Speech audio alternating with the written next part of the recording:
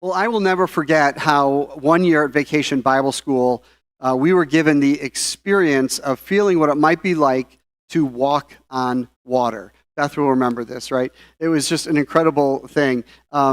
It turns out that just the right amount of cornstarch and water in a kiddie pool will give you that experience. Now, if you want the recipe, you'll have to talk to Beth. But I remember, kind of a funny feeling oozing through my toes and walking across this kiddie pool, and it was kind of like the sensation that might be similar to what Peter would have experienced 2,000 years ago on the Sea of Galilee. Similar, but probably not exactly like it. So if you were with us last Sunday, as we're going through verse by verse through Matthew, we left off after Jesus had just fed 5,000 men, and I told you that is the only miracle recorded in all four Gospels. Jesus walking on water immediately follows in 3 of those 4 Gospels. Luke is the only one who doesn't record this famous follow-up miracle. But first, before we get to that, Jesus asks the disciples to go on ahead of him. It says in verse 22, immediately after this. So when it says immediately after this, it's talking, this is the feeding of the 5,000. So immediately after this, Jesus insisted that his disciples get back into the boat and cross to the other side of the lake while he sent the people home. After sending them home, he went up into the hills by himself to pray. Night fell while he was there alone. So Jesus asks the disciples to go on ahead so he can go and pray. But there was probably another reason as well. You see, the Gospel of John says that there was revolutionary talk going around immediately after the feeding of the 5,000, which meant that people were talking about a revolution against Rome and talking about how to make Jesus their new king. So, I'm sure that was true, but I also see the value in taking these verses at face value. Jesus went to pray alone. Throughout the Gospels, Jesus reinforces Sabbath rest for the soul. We see this many times, and we were privileged this week at Family Bible Camp to hear from a speaker named Matthew Sleeth, who calls himself kind of a Christian evangelical environmentalist. So we were eager to hear how all that fits together in his worldview, and it was fascinating. But he also had a lot to say this week about the importance of Sabbath rest, because he fears that too many people are not taking Sabbath seriously, and Jesus modeled Sabbath for us. So he reminded us that keeping the Sabbath is one of the 10 commandments. Remember the Sabbath and keep it holy. Matthew Sleeth was concerned that many Christians have forgotten that Sabbath keeping is indeed a commandment. He said if your pastor breaks a commandment like stealing, adultery, or murder, they'll get fired. But if they break the Sabbath, they'll get a raise. Which means we've got it all wrong. All of us must take Sabbath for the purpose of rest. And not just for our physical bodies, but for our souls. I think that's what Jesus was talking about in Matthew chapter 11, those famous verses where he said, "Come to me, all of you who are weary and burdened, and I will give you rest. Take my yoke upon you and learn from me, for I am gentle and humble in heart, and you will find rest for your souls." Our souls cannot rest without Jesus. Okay, so let's get back to the story. What is happening with the disciples in the meantime? Well, meanwhile, it says in verse 24, the disciples were in trouble far away from land, for a strong wind had risen, and they were fighting heavy waves. About 3 o'clock in the morning, Jesus came toward them, walking on the water. So a couple things are happening here. The first is, I love where it says, and Mark is the only one that says this when he talks about it, but he says Jesus was about to pass them by. Like it's a race or something, They're struggling in the boat. Jesus was actually going to walk by them and get to the shore before them. But Mark probably told us that so that it would just emphasize Jesus' power and authority. The second thing I think is interesting about this is you can cross the Sea of Galilee in a boat in about 4 hours. When I lived down in Jamestown is on the southern end of Chautauqua Lake. They're shaped differently, but Chautauqua Lake and the Sea of Galilee are about the same size in square miles.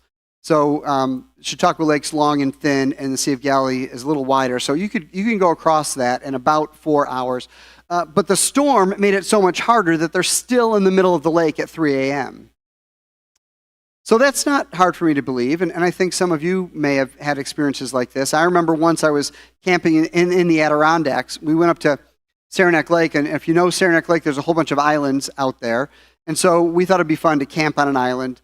What we didn't realize was the weather forecast was terrible, and the next morning, we're trying to come back in the midst of this incredible storm, and we're paddling against the wind to try to get to where we need to get to.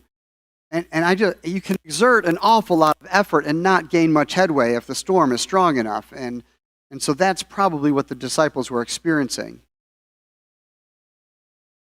So it's then that Jesus shows his divinity in a supernatural act. And he walks on the water. Jesus came toward them walking on the water. So how do we deal with the supernatural events of the Bible? The Bible is filled with supernatural events, actions that are beyond the laws of nature. The parting of the Red Sea, the Lot's wife turned to salt, a prophet taken into heaven on a chariot of fire, are just a few things in the Old Testament. I could list so many more. Of course, all of Jesus' miracles would fall into the category of being supernatural. Last week, he multiplied 5 loaves and 2 fish into food for thousands. And there was more left over than what he started with. This week, we're talking about Jesus walking on water. But we know he also raised the dead and healed the blind and lame and lepers. Not leopards. I knew my lack of sleep would catch up to me at some point in the sermon. But the leopards needed no healing. The lepers did so. Turned water into wine, too. The fact is that the Bible is a book that contains plenty of supernatural events. The problem is that some people approach the Bible with this preconceived notion that all supernatural occurrences are impossible. That means that even before they look at any evidence, they've already decided that they will not consider anything that's supernatural. And too often, these same people are quick to believe that your average middle-aged dad can lift a 4,000-pound car off a teenage bicyclist, which is what is said to have happened in 2006 when Tom Boyle lifted a car off a teen that was trapped underneath it. In case you're wondering, the Olympic record in weightlifting is 600 pounds. Sounds supernatural to me for somebody to lift a car. But changing water to wine? Oh, no way. Bringing people back to life? Certainly not. Walking on water? Nope. Maybe what the Bible was saying was that Jesus just invented surfing. I think it's important to remember that just because we haven't experienced something doesn't mean it hasn't happened. Just because we may not have experienced a supernatural miracle doesn't mean that they don't happen. If your theology doesn't allow for God to be able to do something supernatural, maybe God is bigger than your theology. Consider that Matthew, Mark, Luke, and John, the writers of the Gospels, who all died because of what they wrote, who all died because of what they said they saw, they felt the need to write down the things concerning Jesus that they witnessed. And some of it was supernatural. And it was hard for the disciples to believe. And they were even there.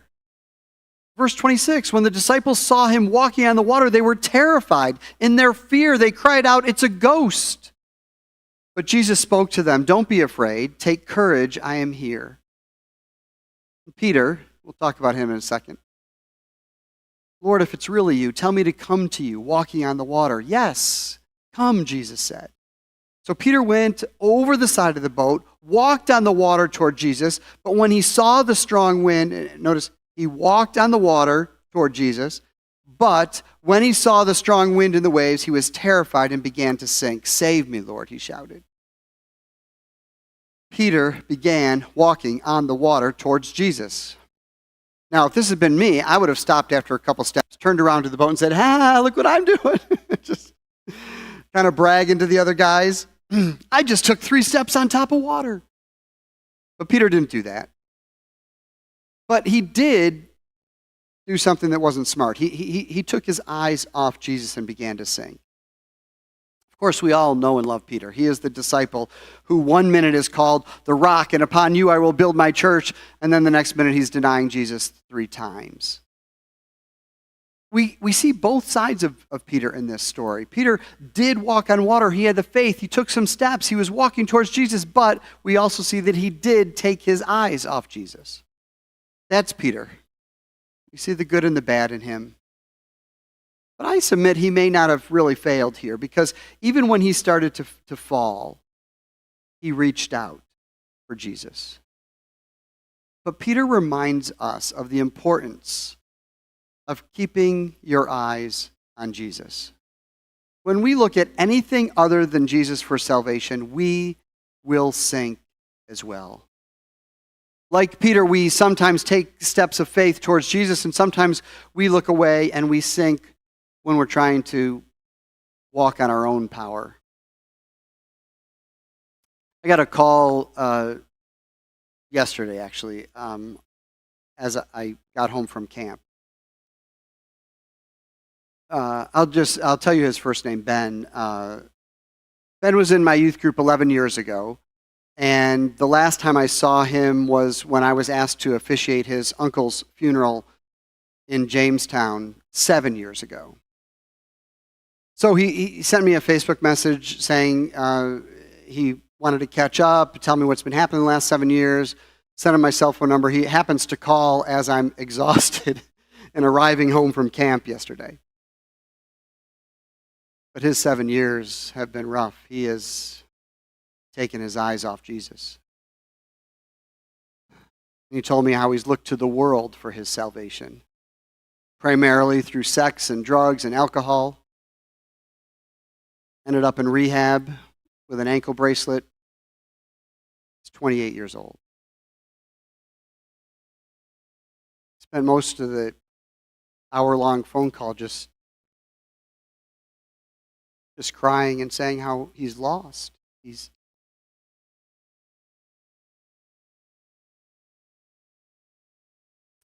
good news is that he knows where he is.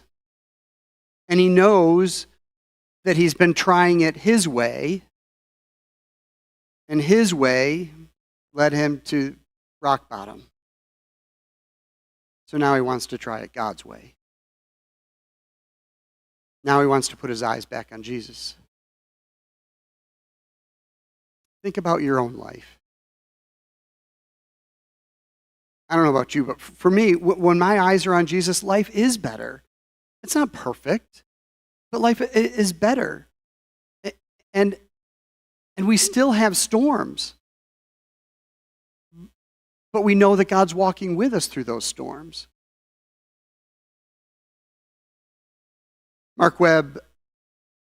Bishop Mark Webb preached each night at Family Bible Camp, and he gave us the answer to the question that everyone in the world is asking. And the question, of course, is, why do pigeons walk the way they do? So here's the answer.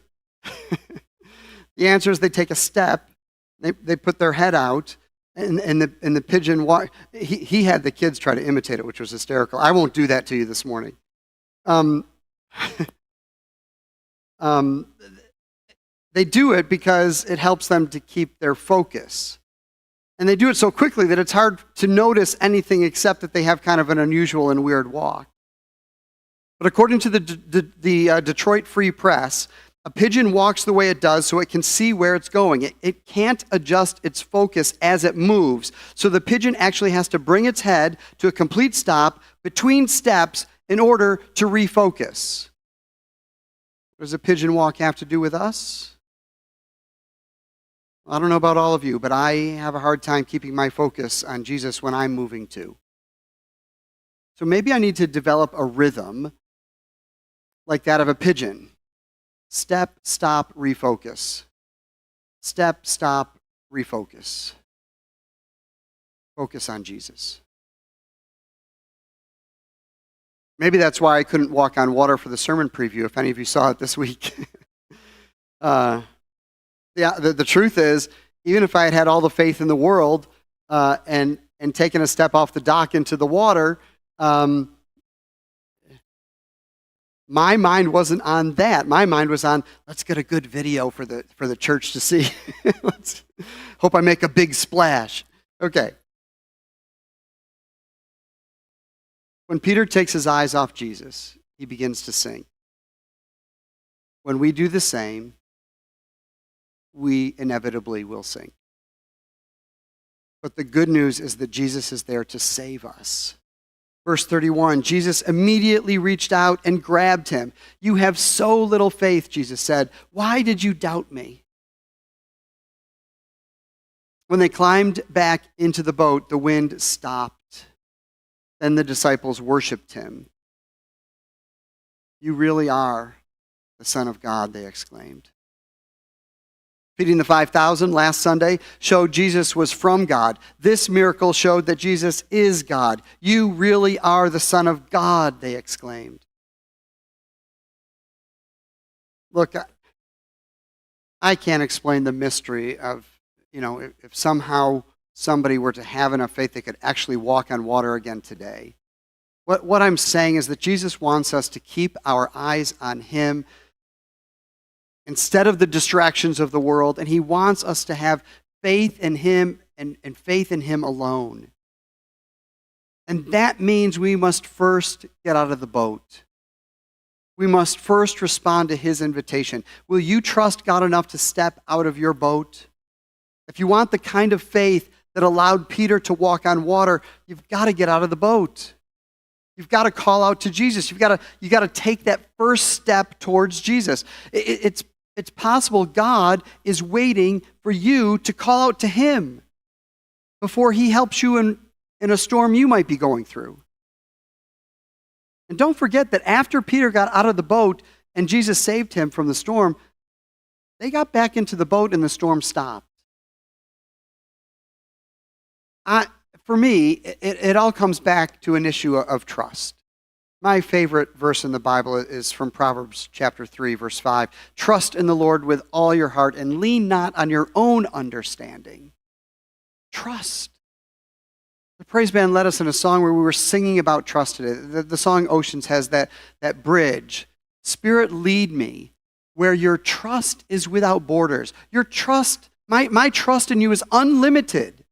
There is no wall. There is no barrier. There is no limit to how much I trust you, Lord. Most of us have been living as Christians for some time. To quote Bishop Mark Webb again, he said, we've been taught up, sung up, encouraged up, equipped up, loved up, and changed up. And he said the purpose of that is to help us live this great commission. The purpose is for us to trust God and go. Go and make disciples. Go to the ends of the earth. Go to be witnesses to the love of Christ. But first, you've got to get out of the boat. You've got to get out of your safe, comfortable boat. You've got to take a step of faith and trust that God is with you if you just keep your eyes on him. Get out of the boat. Keep your eyes on Jesus. Take that step. Let's go and make disciples and bring people to him. Amen.